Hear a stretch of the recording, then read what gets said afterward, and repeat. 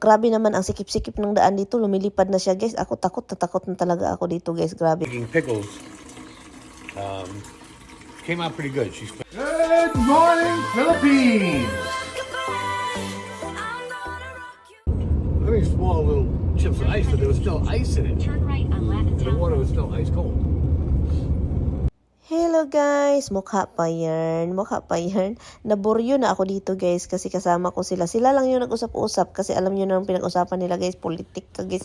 Kaloka. So yun, nakikinig na lang ako dito kasi yun ang trabaho natin. Kinig-kinig lang. At saka yun, ang nag-drive sa amin yung asawa ng kapatid ni Tami. Wala akong magawa o diba? Parang iniisip ko lang ito yung patutoy ko. Ang taas, ang haba o joke lang o ginoo ko. Ito namang asawa ng kapatid ni Mister. Kung mag-drive naman dito sa area na ito, parang Superman. Grabe naman ang sikip-sikip ng daan dito. Lumilipad na siya guys. Ako takot na talaga ako dito guys. Grabe kasi sanay na sila kasi kung nandito kayo sa New York, andito kayo sa upstate, alam niyo yung Taconic na daanan. Ay grabe ang sikip-sikip guys. Grabe kahit yung ibang mga driver dito takot eh. Kaya muntik na akong maihi. And then, ganyan siya mag-drive talaga. Parang, kasi yan siya guys. Basta ang trabaho niya guys, parang hilig sila mangdakip ng tao. Yun, alam nyo na ha. So, sanay sila maglipad-lipad. Ang ganda ng tulay dyan, oh. So, yan. Ito naman guys, itong lake na ito, reservoir po ito. Dito kumukuha ng tubig yung Westchester area. So, dahil sa sobrang init, konti na lang yung tubig na tira guys. Kasi grabe yung init yung panahon na yun, oy. Grabe talaga guys. Drought daw tawag nito, eh. Diba? May pabulaklak si Mr. Nag-stop kami sa grocery store dahil bumili siya ng bulaklak para dalhin sa ina niya. Kasi matagal-tagal na kami hindi nakabisita sa ina niya. May KitKat at may tubig pa. Tignan ninyo ito guys, yung cemetery dito sa Amerika guys. Ang kakaiba-iba talaga itong cemetery dito kaysa Pilipinas. So, diba? Lumaki kasi ako sa probinsya, so ang alam ko yung mga cemetery doon, di ba? Alam niyo na hindi ko na dapat i-mention pero kung anong look, pero dito kakaiba kasi yung diba, tingnan mo yung mga kung isang katawan lang pero mayayaman kasi yung iba dito, guys.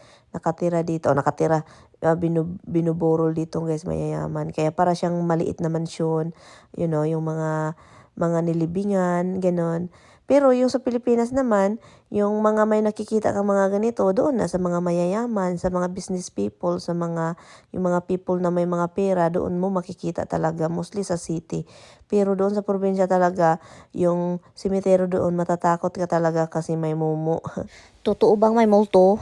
Diba? Sabi ko nga sa kanila na pwede ako ditong titira. Kasi nga knock on wood nga guys, pero maganda kasi dito kapag may bagyo, yung mga mansyon na maliit, hindi talaga yan matumba kasi sobrang sobrang ligon kung sa Bisaya pa basta andito na kami sa kay sa biyanan at saka sa family kasi iba dito sa cemetery yung kapag ilibing ka na sa ilalim yung unang namatay and then sa ibabaw next ganon. Parang bibili ka kasi dito ng lupa and then ifa-file yung katawan mo dun sa ilalim. Ganyan yan dito guys. Ang mahal din kasi ng lupa nila dyan. Yung kapag bibili ka ng lupa dito, grabe ang mahal guys. Isang bahay na yan sa Pilipinas guys. Yun, pauwi na kami guys. Iba naman dito guys. Punta lang kami, nagbigay ng bulaklak. And then yun, nakikita namin, parang nag-tour kami konti, sandali. Kasi ang ganda-ganda kasi guys. O tignan nyo guys. Isang katawan lang yan andyan guys. Ang ganda. Musilio man tawag dyan. Musilio? Is that musilio? But look, tignan nyo. Ang ganda-ganda, grabe. Sabi ko talaga, so sa Pilipinas, pwede naman ito maging bahay. Yung parang pwede nang gawing mga isang kwarto lang yan. Ang ganda na lang. Tignan nyo yan, parang White House na maliit, diba? White House ba yan o hindi? Basta yun. So, next destination guys, samahan nyo kami guys. Nakakasad na nakakalungkot na same lang yan, sad at lungkot diba? Oh, I wonder if that's Borden ice cream. Could be. Borden, yeah, he was big friggin' Borden milk. You remember that? Yeah. See them pruning the trees. Gagliardi. Ako dito guys, kung bigyan ako ng isang milyon dito, matutulog ng isang buwan dito sa lugar na ito. Papayag ako guys, hindi ako matatakot. O diba ang ganda? Ito opisina ito ng cemetery. So yun lang yun guys. Gusto ko lang ipakita sa inyo yung kaibahan ng cemetery dito at saka doon sa Pinas. Salamat sa panonood. Kita-kits next time. Out. He took all the windows out on this side, even up in the attic. Oh my I wonder God. why he painted it white. This guy's lot- digging in the yard. All the hedges are gone. Wow. The porch, huh? Yeah.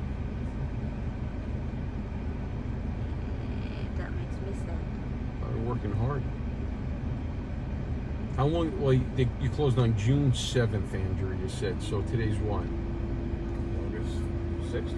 So less than 2 months. This is where he's at. I wonder how much of the inside is good.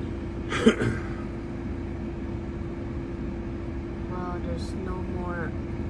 Oh, they put grass on. Oh, the trees are gone. The What red tree? maple's gone. Hala! What the frick? Oh, that was a sin. That was a sign. The red maple's gone. The Yeah, red what a maple. waste. Wow, they got the. Oh my god. That's a good shade tree too, man. It's hot. Why don't you get rid of that tree? What the heck? I don't know. Is that the guy you close with? The guy standing on the porch? You can't see his face. I'm Yeah, not that's sure. him. That looks like him. Yeah. We can go across the street. Diba? Shock na shock kami guys sa bahay. Nakakaloka. Nag-iba na yung look. Pinutol yung kahoy na lahat kami paborito. Lalo na si Bianan. Gustong gusto niya yung kahoy. Garage has got it out too. Yep. Wow. Yeah, because he's gonna make that an apartment. He probably got the permit. Oh, all new roof too, Tom. Yep. But he spray painted the roof over there. Oh, he didn't do the bottom of the roof though. Wait a minute. Back of the roof doesn't look on. Nah, he stopped at that point. Wow.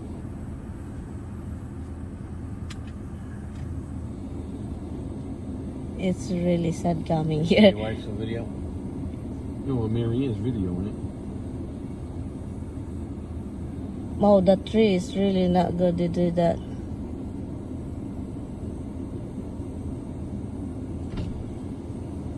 They get rid of everything, the bushes and everything.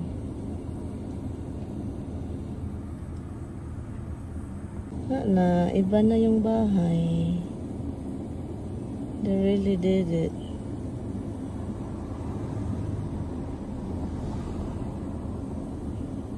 Han, they get rid of that nice ceiling, Han, in the porch. Do they? Yeah, they get rid of it. And they replace something different. I don't know what they put. I'd like to see what it's done, what it looks like. And also the garage. Is that the guy with the sunglasses? No. No, it's I not don't him. That's not Ivan. Another guy. Oh my Porch looks goodness. nice. What you said? They The took porch? this window out over here too. They're gonna put a door here maybe or something. Where? Yeah, the Over here, window. The whole window. The whole window. Yeah. This window, the kitchen? No, the one on The the, one with the in the front door porch, on the yeah. right. The whole wall's down. Yeah. Well, you know what? He might be using that to get the sheetrock in because sheetrock comes. You get 12 footers, less lines. I don't think he's going to get 16 footers in there. He Well- scraped the overhang. See, the overhang is all redone. Looks like it's all wood. See the overhang on the house? Yep. It looks like he redid all that. The Look. garage. He gets the apartment up there.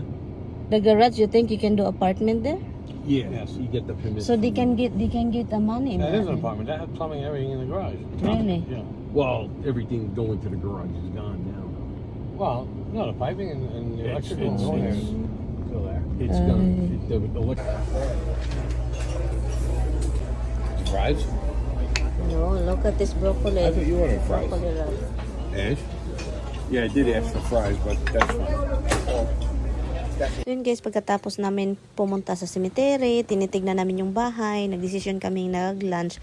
Pagkatapos namin nag-lunch, pumunta kami sa grocery kasi meron lang akong bilhin dito sa New Rochelle na side. Kasi dito yung gusto kong bilhin na pork belly. So, nakabili na kami. Ito naman So yun guys, nakita na kapatid ninyo yung na view asawa ng sa kapatid bahay at saka namin. cemetery, Lumilipad, kakaiba. muntik So na ngayon akong dito maihi muna sa tayo sa takot kasi Luto-Luto. nakakatakot. First time O, ko diba? ito ha. Ang ganda talaga ng bridge na ito guys. So,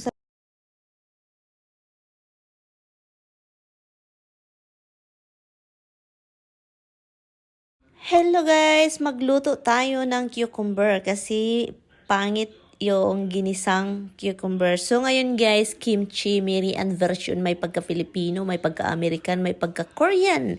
So ngayon, itong cucumber, kinakat ko siya guys, kinukuha ko yung liso sa gitna para hindi siya masyadong magtubig.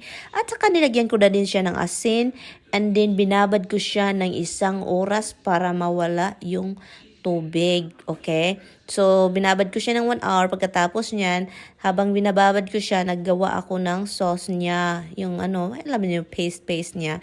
Yun, soka, tatlo-tatlo. Tansya-tansya lang siya. At ito yung nilagay ko, guys.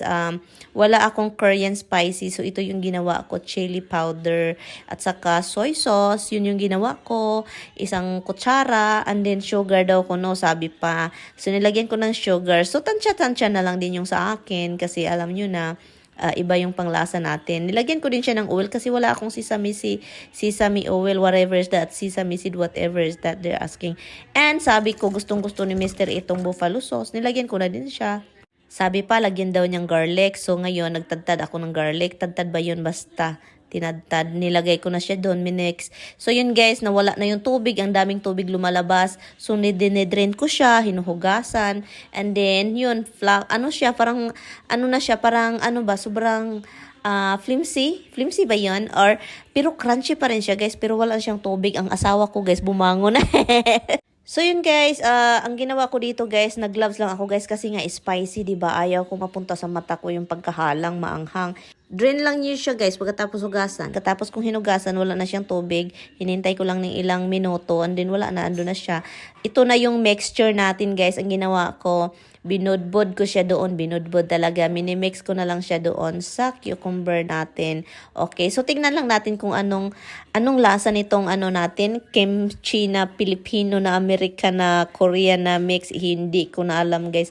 So ngayon guys, minimix ko na lang siya para naman yung lahat ng seasoning talagang mapunta doon sa cucumber. O diba, kamay-kamayin. Ang sarap guys, slimy konti. Dahil sa oil. So, yun na siya, guys. Parang okay naman siya tignan. So, first time ko itong ginawa. So, let's see kung okay ba talaga siya. Kasi, naglalaway ako habang nagvo-voice over. So, ito na, guys. Tikman na ni Lola. Lola Basyang ito, guys. Hindi po madumi, guys, ha. Hindi ko pinilagay ang kamay ko. Hindi ko nilagay sa bibig ko. So, yun. Kamay lang yung ginagamit ko. Doon lang ako nag-testing. Parang, okay ba ito? Tignan nga natin. Crunchy siya, guys. Parang na-okay siya, di ba?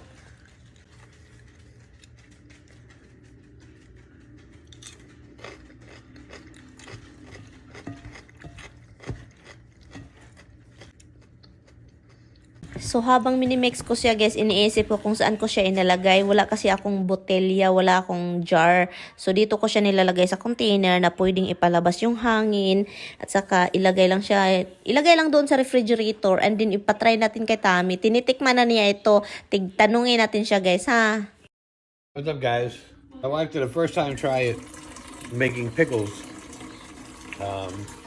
Came out pretty good. But she sliced the cucumber instead of like making them whole pickles, So, you like it? which is different. But they're sliced and they're It's good. still You add crunchy? add them to a sandwich or something. Yeah, So, you add it into your sandwich? yeah, they're tasty. Spicy? I have them the way they are. They're not very spicy. Okay. They're not very spicy.